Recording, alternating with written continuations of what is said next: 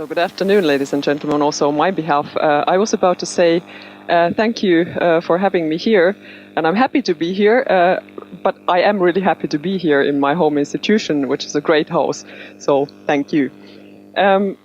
Susan already said that I am a comparatist, actually, but this time I'm zooming into a case study of Finland. After these marvelous 3 presentations, which had a nice comparative oversight, we now can see more about the situation in Finland. I'm going to present some results from an ongoing research project called Parenting as Early Career Earnings Risk, which I'm conducting together with Janne Salonen from the Finnish Center for Pensions and Jan Helmdag from the University of Greifswald. Our research questions, what I'm also going to talk about today, are how do early career trajectories of women and men differ in Finland? And with trajectories, we mean paths of being in employment or paths of earnings. And second, we ask, are parenting leave breaks detrimental for early careers? But why is studying early career so important? And why is Finland an interesting case? The reasons why studying early career development is important is not only, but also from the perspective of the pension system and the adequacy of pensions are quite obvious. How working careers begin also to a great extent determine how they continue. The beginning of the career and the earnings are not only relevant for the further career and the earnings and the well-being in the working age, but later on the accumulation of pension income and old age well-being, or even getting to the poverty, as has been also emphasized in the previous presentations today. Besides unemployment, parenting is the most common reason for a career break, and women also in Finland, as in many other countries, still carry the main part of earnings risks due to parenting leaves. Finland is an interesting case because it at the same time has a strong tradition of strong female labor market participation, but also at the same time has very long parenting leave spells. Currently there are plans to reform the family system, and one of the main aims is being to strengthen initiatives to get mothers back to work sooner after the childbirth. Indeed, parental leave schemes in Finland offer one of the longest institutional and publicly financed possibilities for parents to opt out of work after childbirth in the OECD. Especially the home care allowance builds an institutional incentive to drop out of labor market. There is also a high societal acceptance for women to stay home for taking care of children, and quite a strong norm actually that mothers are the primary carers for young children. Although maternal employment rates are quite high for Finland in international comparison, the employment rate for women whose children are under 3 years old is actually one of the lowest in the OECD countries. However, once women get to the employment again, their full-time employment is rather high and the gender gap in employment is low.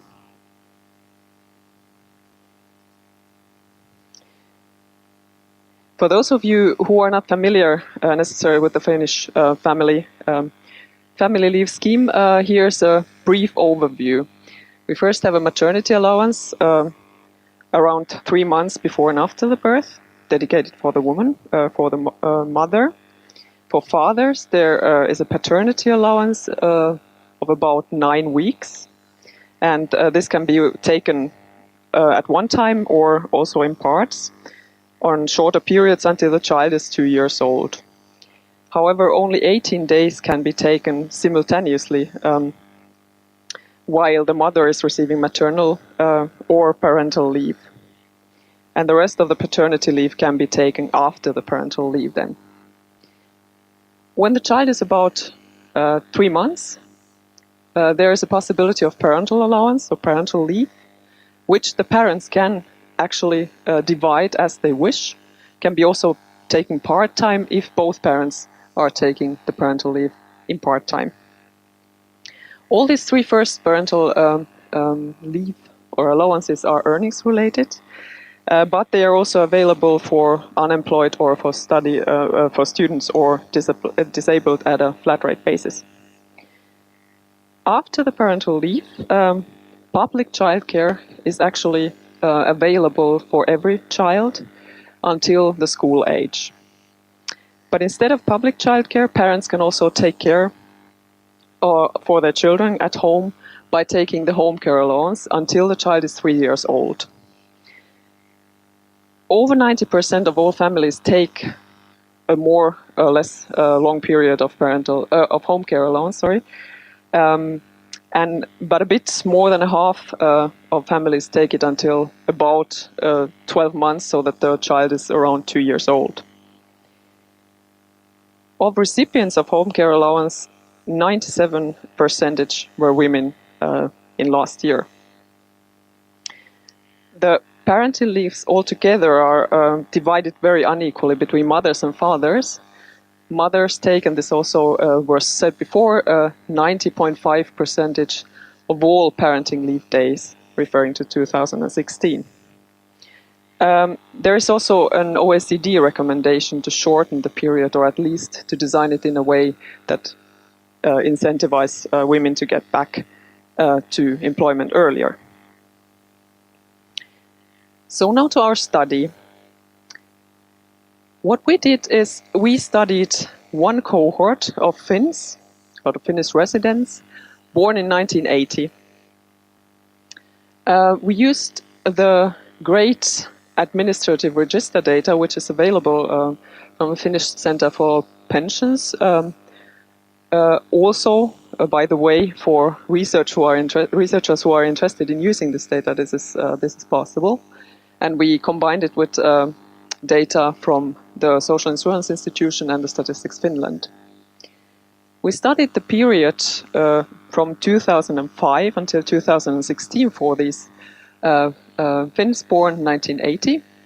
And in this period, the persons were aged 25 to 36. So we can say that this is the early phase of the career where they should, or mainly should have finished their studies and begun with employment, but also this is the phase where most of the people get their children, or at least begin creating a family. As indicators for early career labor market attachment, we use the yearly wage earnings, and we use the yearly working days in employment, or under employment contract, this is.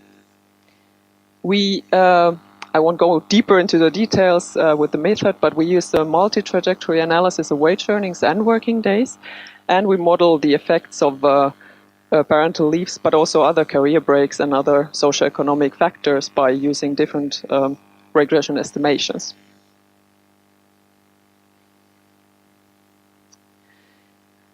What I'm now going to show in the next 2 slides are the earnings trajectories. As said, we modeled earnings and working days, but the picture is very much the same, no matter which measure we take. Basically, we also find that there are 5 different trajectories for both for men and women, and any further trajectories are kind of different variations of these 5 patterns. What we see here on the vertical axis, we have the wage earnings. This is a specific transformed value, but going from low earnings to high earnings. And on the horizontal axis, we have the years, so time running, or the age, you can also interpret it. The black lines are the predicted estimations, and the yellow lines are the median bands.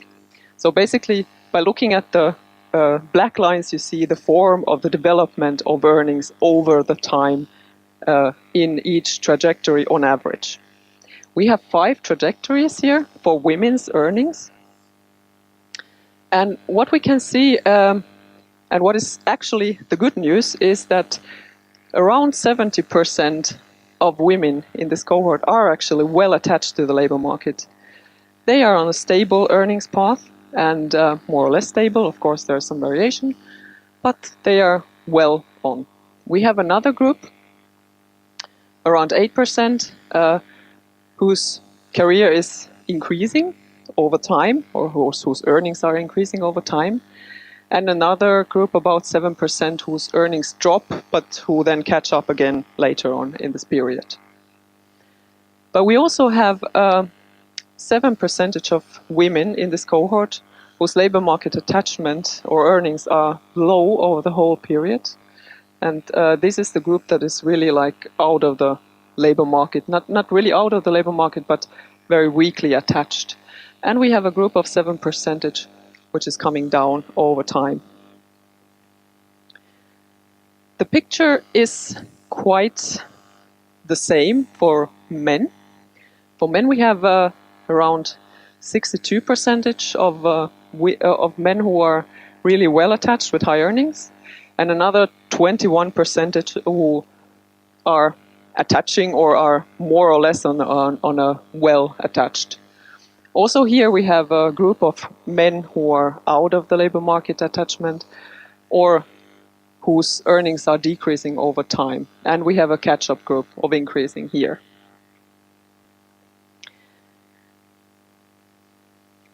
Common to all those groups for both women and men who are well attached to the labor market is that they are well educated, have less unemployment days, less sickness days or disability spells, and also are typically Finns of origin. Low education is also the major factor behind weak labor market attachment or being on an unfavorable early career path. And in combination with migration background, unemployment, being single or divorced, or having many children, low education is a very strong predictor for a weak labor market attachment trajectory. Disability is also clearly related to low and especially for decreasing labor market attachment, and this is especially true for men's unstable careers. Unemployment seems to be unequally disadvantaging to men and women, but it is more often behind decreasing earnings development for men. And migration background is a greater hindrance for women than for men in this sense, or in this cohort. But we also can find many persons with migration background on the increasing labor market path, this cohort. What is really striking, if we look at this early career phase, that is that at the age of 36, we're talking about the early career, there's barely no difference in women's and men's working days. Women are working almost as much in terms of days in employment as do men, but their earnings are at 70% of men already at this stage. What is behind this?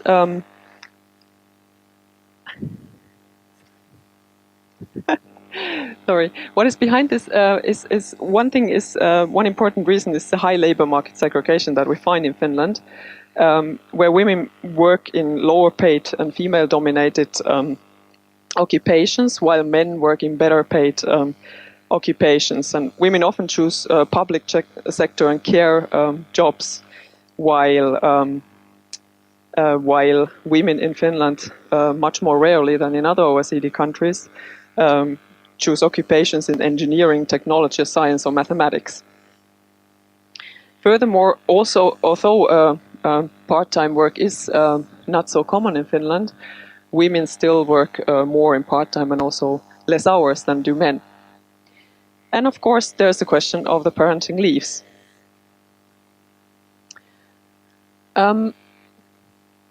I will now show the differences in having children and taking parental leaves in this cohort. In the following slides, the structure is very much the same. On the left-hand side, we have results for women, and on the right-hand side, we have results for men. We have the averages, the bars representing the averages for the trajectories, 5 for women, 5 for men, and we also have the total average for women and the total average for men in each of the next slides. Here we have the number of children at the age of 25 with the yellow points here, and we have the number of children at the age of 36 with the blue bars. What we can first see is that, and this is only for those who have children in this cohort, it is there is about 27% of women and 38% of men who don't have children at the age of 36 in this cohort. We can see that by women, the women have on average more children, namely 1.6, while men have 1.3. We can also see that the trajectories differ in the when women have gotten their children. In the low and the increasing trajectories, women had children earlier, or had more children earlier at the age of 25 than did women in the high or in the U-shape and decreasing trajectories. With men, we don't have barely any difference over there.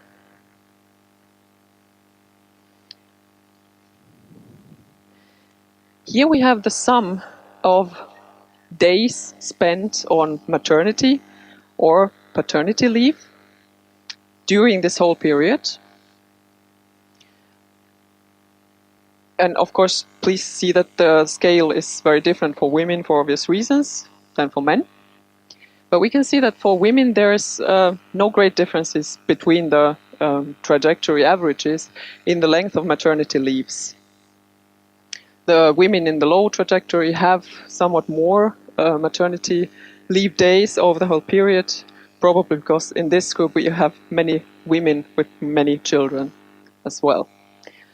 While with fathers or men's paternity leave days, although on average quite low in number, but they have quite an opposite dynamics. Men in high labor market attachment, on high earnings, have more children, not only children, but also have more paternal leave days.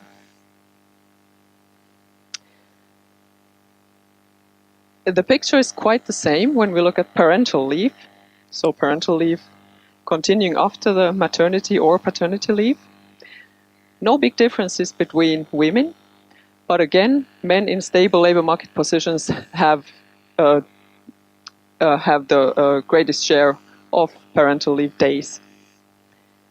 And just to point it out, please take a look at the numbers there.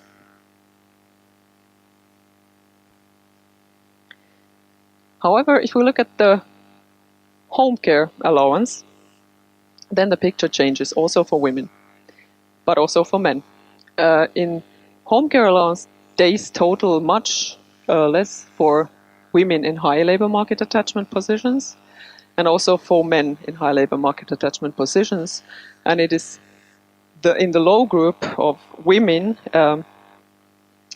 mothers spent on average nearly the third of the whole period of 11 years on being on home care, while it was around 10% of the days on average for the high attachment group.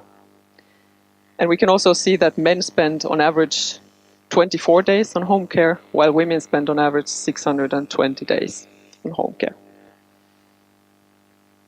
All in all, this shows that the child rearing is highly unequally divided between mothers and fathers, and that women who stay longer home for caring children are also those whose labor market position is in this early career phase is the weakest. With an estimated the effects, I'm also not going to tell how much is too much or what is the exact effect, but I'm giving some directions on the basis of our analysis so far. First, there is a message that with the growing number of children, women's wages go down, and this in short and long term. But the number of children has a positive effect for men's earnings. And of course, we cannot necessarily say that this is a causal effect. So men having many children have also then get more earnings, but it's probably more a selective effect. While while the reasons behind women's development is probably much more diverse. Interesting is also that parental leave breaks have significant negative effects on women's earnings in both short and long term, but not for men. Home care leaves instead have negative effect for both men's and women's earnings. And so it's not very surprising that the longer the parenting-related breaks are, the lower is the probability of belonging to the high labor market attachment group in the first place. Remarkable is also that the negative effects of the leave schemes are somewhat in the same ballpark regarding their magnitude, in the sense that that every additional day of workplace absence has more or less the same negative effect on earnings.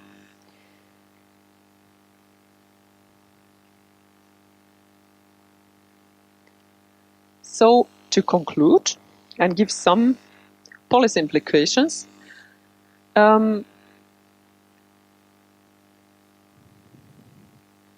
results of our study so far show that the gender differences, which are hard to catch up later, accrue already in this early career stage. Women's earnings are considerably lower in early career, and even if some other studies show that the motherhood penalty for earnings may fade out with time after years of the most intensive child rearing, it is hardly possible to catch up these differences later on. Second, we definitely find a highly unequal distribution of parenting-related career breaks between men and women in Finland. And on average, parenting leads to early career breaks that are 13 times longer for mothers than for fathers. 13 times longer. And third, there is clear evidence that the longer mothers stay home for child rearing, the higher is their disadvantage in terms of earnings and labor market attachment. Fourth, and also summing up some of the results in general, there is a child penalty for women and a child reward for men, if we can say it this simplified in this simplified manner. But what our analysis also shows that it is not the parenting leave times that are the most important reasons for weak labor market attachment, but instead disability is a big problem for early careers, as is low educational level and unemployment. And in combination with long parenting leave spells, and these tend also to accumulate to some extent in this low labor market attachment trajectories, they are very powerful for excluding or harming early careers. The policy implications that we, from the results of our study, are quite clear, but they are at the same time very universal. And very much familiar from other contexts and other policy recommendations too. In order to make early careers more equal, we need definitely family and labor market policies which set initiatives to distribute care responsibilities between mothers and fathers more equally. And this also requires changing norms, discussion about the norms, both at workplaces and also in care responsibilities. Second, we need to promote labor market participation of women, but also men, with low educational level, low socioeconomic status, and migration background. So this might help to push the groups of the low labor market attachment more into employment. And finally, which I personally think is very important, is that we need initiatives to diminish occupational segregation by deconstructing gendered norms of what is women's and men's work. And this could also diminish the wage discrimination and disadvantaging young women just because in expectation that they will get children have maybe disadvantages on workplaces this way. When addressing such things, I hope that we might move in the direction of having a situation where policies, institutions, and societal norms actually enable choosing paths where towards more equality. Thank you very much.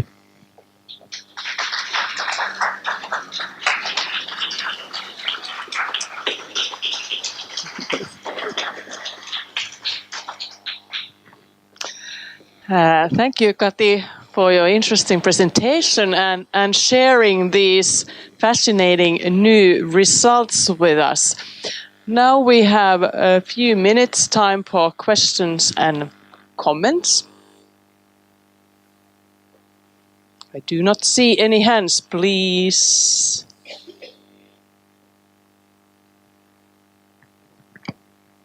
Go. Yes, this is just a clarification. Thank you for a very, very interesting presentation. But you said in the very end that there are clear effects of the parental leaves on women's income development. But did you show that in the slides, or did I miss? So where are kind of the numbers? Because what my interest is that could we kind of somehow say how much of the difference is due to parental leaves and how much is due to other labor market effects, such as the occupational segregation?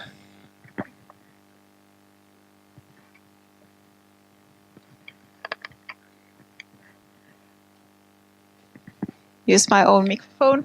I'm Nora Järnefelt from ETK, Finnish Center for Pensions. And thank you for your presentation, Kati. I've been involved and discussed with you this before, but you had some new results, and I'd like to know if regarding the sort of the wage penalty or accumulative wage effect of taking parental leave, did you check if it accounts similarly for low-educated women and for higher-educated women? Because sort of my question or argument would be that for the higher-educated women, the wage penalty might be higher because they would be expecting increasing wage curve along their working career, whereas for the low-educated women, they usually work in occupations where the wage curve is much more stable, so they don't expect to gain in wages when they proceed in their career. So also the break might have less effect. But I'm just interested if you checked this, or is it the same for lower and higher educated women, or can you say anything about it?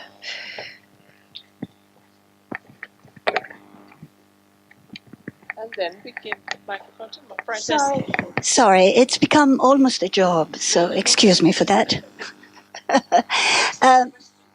No, it's just that sometimes I don't understand, so I want to make sure. Like in this case, for example, it's a fascinating result. The fact that the penalty, if I understood correctly, doesn't really depend on length, but on type of leave. Like parental leave, not much different from men and women, for example, despite the length. And then suddenly, the home care leave was penalizing more, if I understood correctly. Now, economists would say that you're signaling something when you take the home care leave. And that's what, or maybe that you're a different type of worker with low attachment anyway. I mean, I don't know, but I'm confused by a fascinating result. So can you give me one answer or two, but that illuminates my mind? Thank you. More questions? I don't see any. Would you like to, Kati, response to these questions? Yes, I knew that you were going to ask about the numbers, and I left it out because I thought it's too much if we put a waste amount of regression tables and numbers on the stage today. And I also have to disappoint all of you because, as said, this is research in progress, or work in progress. We have some numbers. I would like to tell you that the effect of parental leaves is the negative effect for of parental leaves for women is 4 times higher for women than for men. But I would like to ensure that our results are really standing before stating you that. The same goes with the home care allowance, and here we have the problem that we actually have a high selection of who's actually taking. If we're talking about the effects of home care allowance for men's earnings, we are talking about on average 24 days, and very rare cases that we have to observe in this case. We also have. I'm a bit hesitant if I should say this, but we are also have been modeling hypothetical cases, and it looks like that when we take a woman in this cohort and with this data, who is otherwise average of the cohort, doesn't have children, and we take a woman who has 1 child and takes the same average, other background factors, and we have the woman who has 1 child and the average number of parenting leaves typical for this cohort, there doesn't seem to be much difference in their earnings. And this is quite interesting, but we're also moving more into this direction. Whereas when we have many children and long care spells, then there is a great difference compared to a woman who doesn't have children. So yes, I wouldn't not like to spell out the recommendation of having 1 child and the concomitant parental leaves here, but this seems to be more or less the fact. And we haven't yet checked those interactions with the actual educational status and socioeconomic status. And I agree with you, Nora, that this is probably very important thing to look at. Yes.